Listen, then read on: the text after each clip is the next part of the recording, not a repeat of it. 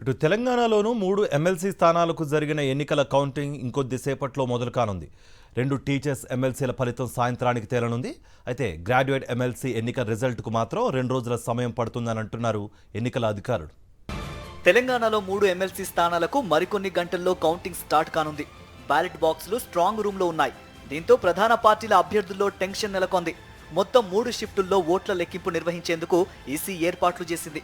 Counting చేసే హాళ్లలో CC కెమెరాలు, counting సెంటర్ల వద్ద ఎటువంటి సమస్యలు రాకుండా ఉండేందుకు భారీ బందోబస్తు ఏర్పాటు చేస్తున్నారు. 2 టీచర్, 1 గ్రాడ్యుయేట్ ఎమ్మెల్సీ స్థానాల కౌంటింగ్ కు కరీంనగర్, నల్గొండలో ఏర్పాట్లు పూర్తయ్యాయి.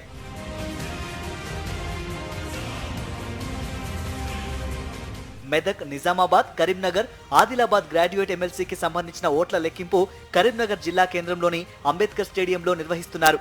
ఈ గ్రాడ్యుయేట్ ఎమ్మెల్సీ స్థానం నుంచి పోటీలో కాంగ్రెస్ నుంచి నరేందర్ రెడ్డి, బీజేపీ నుంచి అంజిరెడ్డి, బీఎస్పీ నుంచి ప్రసన్న హరికృష్ణ పోటీలో ఉన్నారు. ఇటు మెదక్, నిజామాబాద్, కరీంనగర్, ఆదిలాబాద్ టీచర్ ఎమ్మెల్సీ స్థానంకు సంబంధించిన కౌంటింగ్ కూడా కరీంనగర్ లో ఏర్పాట్లు చేసింది ఈసీ. టీచర్ ఎమ్మెల్సీ స్థానంలో బీజేపీ నుంచి మల్క కొమరయ్య, పీఆర్టీయూ నుంచి వంగ మహేందర్ రెడ్డి, యూటీఎఫ్ నుంచి అశోక్ కుమార్, ఎస్టీయూ నుంచి రఘుత్తం రెడ్డి పోటీలో ఉన్నారు.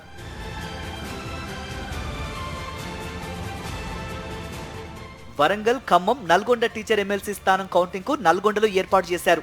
కౌంటింగ్ కోసం 25 టేబుళ్లు ఏర్పాటు చేశారు. 8 రౌండ్లలో కౌంటింగ్ ప్రక్రియ పూర్తి కానుంది. Sitting MLC Alugubelli Narsireddy, BJP నుంచి పులి నరోత్తం రెడ్డి, పీఆర్టీయూ నుంచి పింగళి శ్రీపాల్ రెడ్డి పోటీలో ఉన్నారు. టీచర్స్, గ్రాడ్యుయేట్ ఎమ్మెల్సీ ఎన్నికల ఫలితాల్లో 2వ ప్రాధాన్యత ఓటు కీలకంగా మారనుంది. దీంతో గెలుపు ఎవరిదో తేలనుంది.